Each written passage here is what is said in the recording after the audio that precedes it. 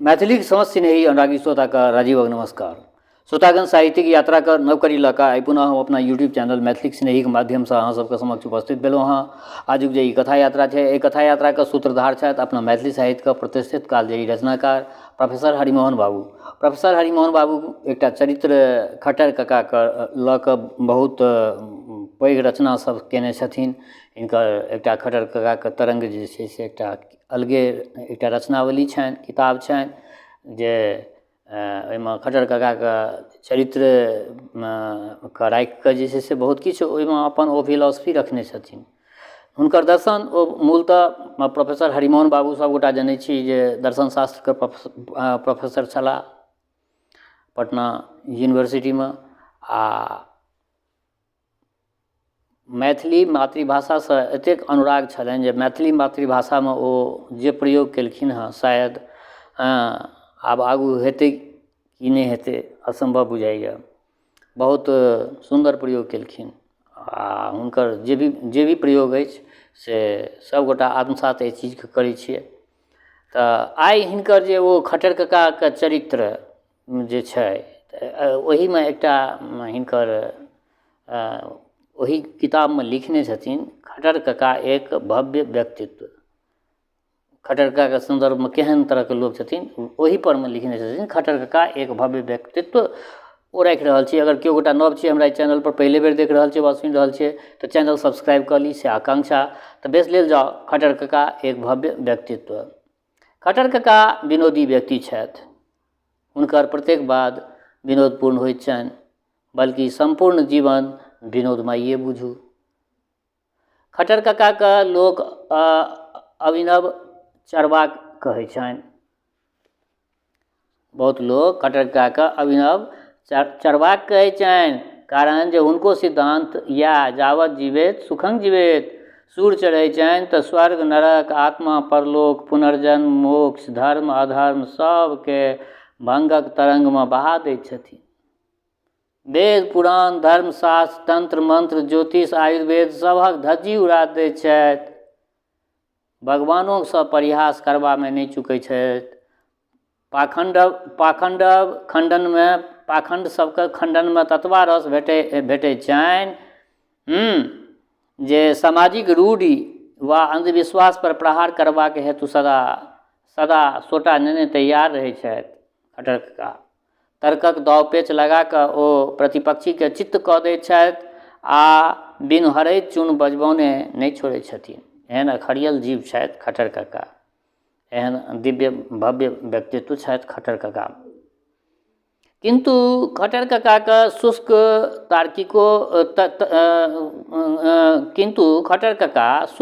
तार्किकेटा नहीं छथि, सरस साहित्यिको छथि।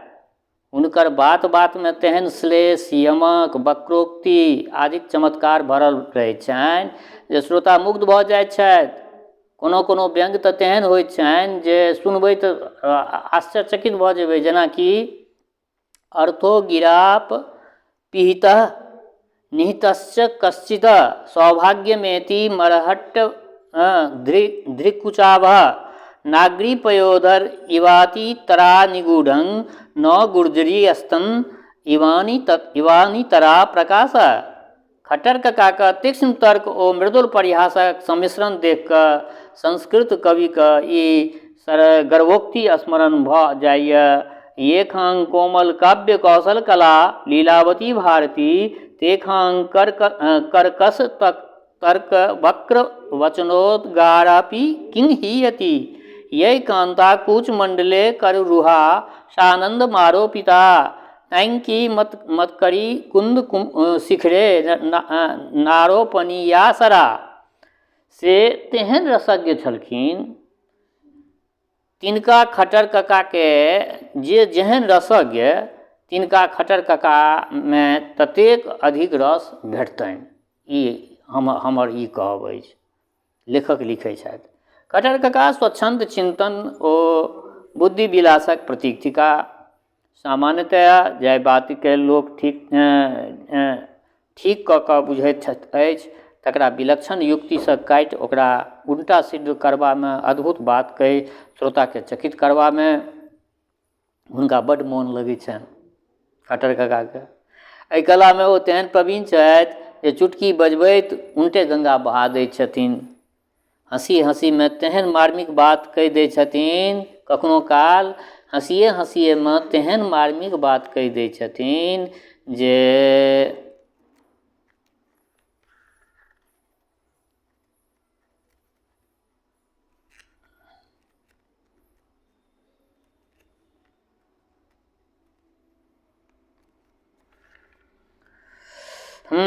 हँसी हँसीमे तेहन मार्मिक बात कहि दै छथिन जे हास्यक पुट दैत तेहन सूक्ष्म नस्तर लगा दै छथिन जे श्रोता तिलमिला उठैत छथि आ खट्टर कका हुनका विस्मयादि मूढ़ि देख मुस्कुरा उठैत छथि। इएह छनि खट्टर ककाक विशेषता, जाहिसँ ओ लोकके आकृष्ट करै छथिन। खट्टर ककामे एकटा गुण किंबा अवगुण छनि जे ओ अस्पष्ट वक्ता छथि। धाक, संकोच वा लाइ लपेट नहि रखै छथि। तैँ किछु गोटे हुनका पर ग्राम्यता या अश्लीलताके दोषारोपण करै छथिन, परंतु वएह यथार्थवादिता लऽ कऽ तऽ खट्टर ककाके खट्टरत्व छनि। यदि भिन्न भिन्न प्रसंगके ओहन ओहन अंश हटा देल जानि तऽ ई तहिना हैत जेना ओलक चटनीसँ चुनि चुनि कऽ हरियरका मरचाइ ओ अदरक खंड बाहर कऽ देल जाय। अतएव हम खट्टर ककाके यथावत राखि देने छियनि। आब हुनक गप सुनू आ रस लिअ। खट्टर कका सर्वप्रथम एहि अभिनव रूपमे उपस्थित कयल जा रहल छथि। प्रथम प्रवाहमे केवल 12टा तरंग बहरायल रहनि, दही चूड़ा चीनीसँ ब्रह्मानंद धरि। द्वितीय प्रवाहमे 12टा आर तरंग बहरेलनि। एहि पुस्तकमे नव पुरान मिला कऽ मतलब 30टा तरंग, खट्टर ककाके जे पुस्तक छै जे ओहिमे 30टा तरंग हिनकर छनि। आ सबटा जे भी छै से सबटा मनोरंजनसँ भरपूर छै। नव नव तरंग यथा पुरातन सभ्यता, मिथिलाक संस्कृति, दर्शन शास्त्रक रहस्य, एकरा सबके अतिरिक्त पहिलको तरंग सबके ततेक परिवर्धन कयल गेल छै जे ओहो सब रसमर्मज्ञ पाठकके नवे जकाँ लगै छै, सबटा सब लगतनि। खट्टर ककाके कलेवर प्रायः तेवर पुष्ट भऽ गेलनि। वेशभूषामे सेहो आधुनिकता आबि गेल छनि। खट्टर ककाके एहि आकर्षक रूपमे प्रस्तुत करबाक श्रेय भारती भवनके उत्साही संचालक श्री मोहित मोहन बोसके छनि। हम समस्त मैथिली साहित्य प्रेमी समुदाय दिससँ हुनका धन्यवाद प्रदान करैत छियनि, मोहित जीके। तथा एहि प्रकाशनके सुन्दर बनेबामे तपन प्रिंटिंग प्रेसके कर्मठ संचालन श्री निशित कुमार बोस, मित्रवर अयोध्यानाथ सिंह ठाकुर तथा प्रियवर गोपेश जी जे रुचि नेने छै तदर्थ हम आभारी छियनि। ई लेखकके अपन मंतव्य छियनि। आशा अछि जे खट्टर ककाक ई नवीन परिष्कृत ओ परिवर्धित तरंगावली पाठक लोकनिके और अधिक आनंद प्रदान करतनि। आर किछु हम खट्टर ककाके संदर्भमे किछु कहऽ चाहै छी। खट्टर ककाके आर किछु विशेषता छलनि।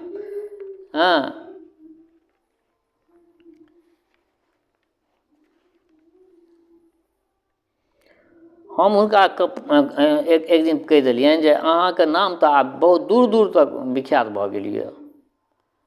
हमरा कहलनि जे हाँ हौ सुकर्मे नाम कि कुकर्मे नाम, तो तेहन तेहन गप छपेलह जे चारू कातमे पसारि देलहक, संपूर्ण मिथिलामे पसरि गेलै, आगि जकाँ लहकै छै। हम कहलियै जे केवल मिथिलेमे किया कहै छियै, आनो भाषामे अहाँके अनुवाद छपि रहल अछि, हिंदी, बंगला, गुजराती, मराठी। खट्टर कका बजला हौ हम तऽ छी भंगेरी, बुझलक, हम छी भंगेरी, कखन की बाजि जायब तकर कोनो ठेकान रहैत अछि की?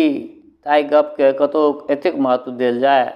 हम कहलियनि जे खट्टर कका सत्यं बद धर्मं चर कहैवला तऽ बहुत गोटे छथि, परंच अहाँ सन कहैवला एकटा अहीँ मात्र छी जे एकटा गप अहाँके सुनि लैत अछि से दोसर जोहने भेल फिरैत अछि। तेँ जहियासँ अहाँके गप छपल अछि तहियासँ लोक ललायित अछि जे खट्टर ककाके आर गप कहिया बाहर टटका गपसब। खट्टर कका बजला एक बेर तऽ तो छपेलह तऽ तेहन बिहाड़ि उठल जे 6 मास धरि चलैत रहल। आ फेर बवंडर उठेबाक इच्छा छ मिथिला मिहिरमे खट्टर कक्काके लए कऽ कईएक मास धरि मनोरंजक विवाद चलैत रहल। 1954 मईसँ नवम्बर धरि 1954 मईसँ नवम्बर धरि ई सब होइत रहलै।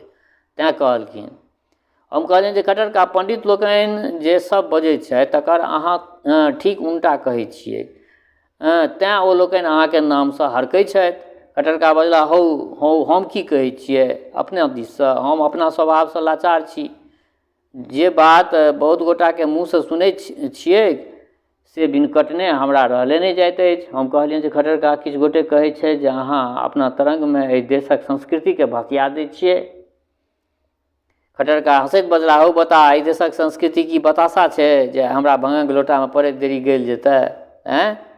नखक्षतसँ कतहु पहाड़ ढहलैक अछि?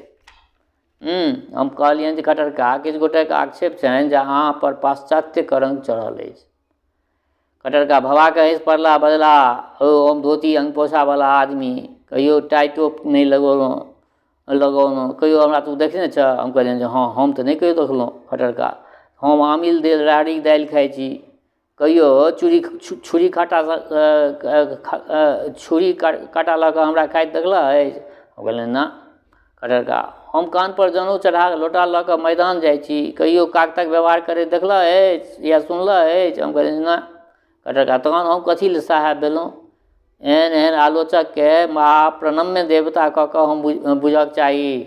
हम कहलियनि जे हुनकर कथ्य ई छनि जे अहाँ केवल पाश्चात्य सभ्यताके समर्थक छी, परन्तु प्राच्य ओ पाश्चात्य दुहूके समन्वय होबक चाही। खट्टरका तरङ्ग बजला, हौ इएह बात तऽ हमरा बुझबामे नहि अबैत अछि, कोन प्रकारे समन्वय करऽ कहै छ?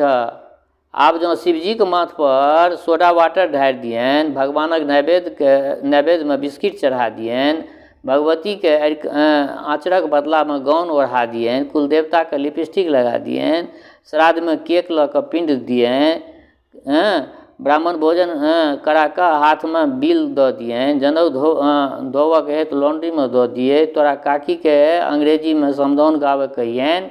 हम कहलियनि जे खट्टरका अहाँके मुँहमे तऽ एहने गप सुनबाक हेतु आलोचक लोकनिके कान पतने रहै छथि। तावत काकी एक थार लाल पियर आम नेने पहुँच गेलखिन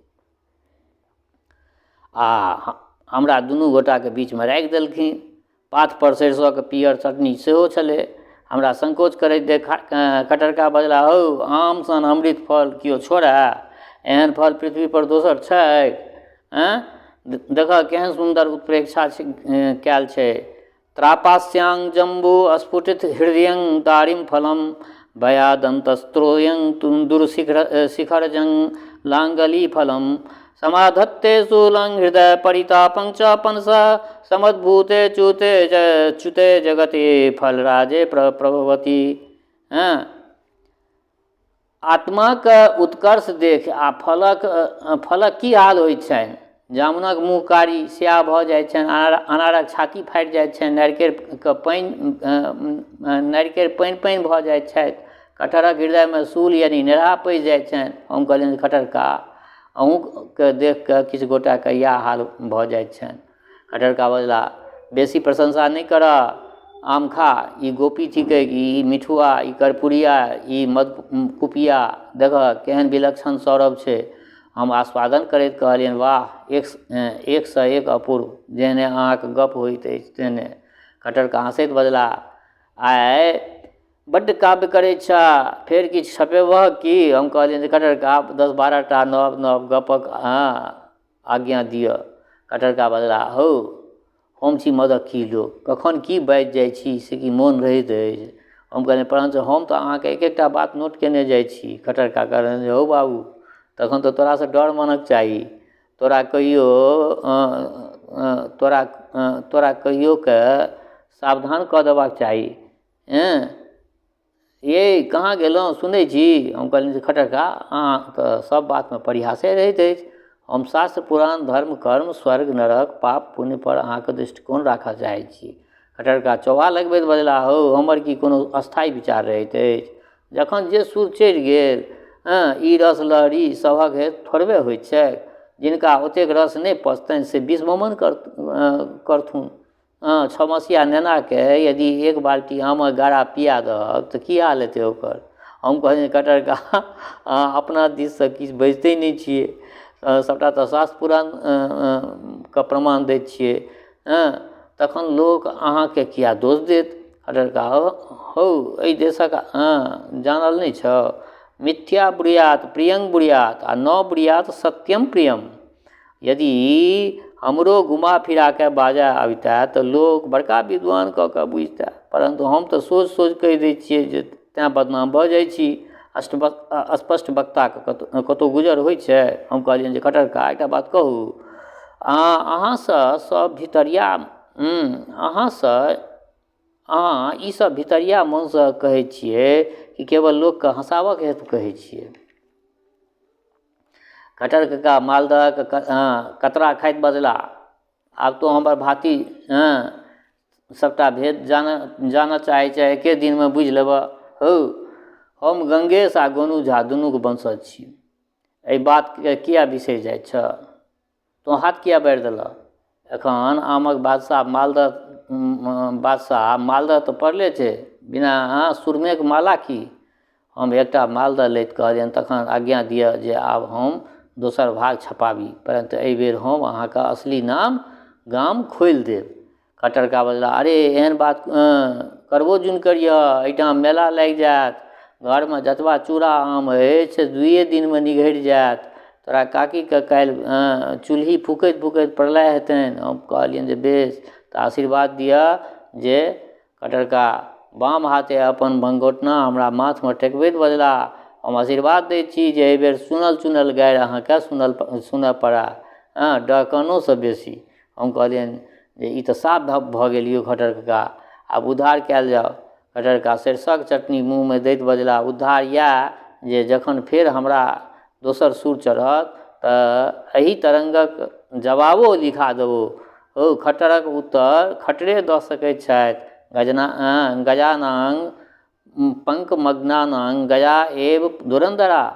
हम कहलियनि जे कटहरका से जँ करी तखन तऽ जय जयकार भऽ जाय, फूल माला आरती लऽ कऽ आओर अहाँके संग हमरो। कटहरका मुस्कुराइत बजला, ई कोन भारी बात छै, 2-4 दिन न्योत दऽ कऽ खूब चटकार भोजन करा दे, और हमर बला बात सब ककरो अनका बाजऽ कहक, तखन देखक जे हम केहन थोड़ी उड़ा दै छियै। हम कहलियनि जे ताहिमे तऽ देरी लागत, तावत। कटहरका बाजल, बड़ नीक छपाबऽ ग, किछु रमन चमन तऽ हुए, परिहास बिजल पीतंग सखे, बिना हास परिहासक जीव नहि की। तऽ बेस श्रोतागण, आइ हिनकर एकटा ई रचना रखलहुँ हँ। एहि रचनामे बहुत किछु बात राखल गेल अछि। आग्रह इएह जे सम्पूर्ण रचना सुनब आ अपना प्रतिक्रियासँ अवगत करायब। दोसर बात, हमर श्रोता चाहे गाँवमे रहै छी वा प्रदेशमे, देशमे रहै छी वा विदेशमे, जतऽ कतऽ रहै छी, स्वस्थ रहू, निरोग रहू, अपना आचरणके पवित्र बनेने राखू। माता जनक नंदिनी जगदम्बा माँ वैदेही कृपा सदिखन अहाँ सब पर बरसैत रहै। शुभकामनाक संग जय मिथिला, जय मैथिली।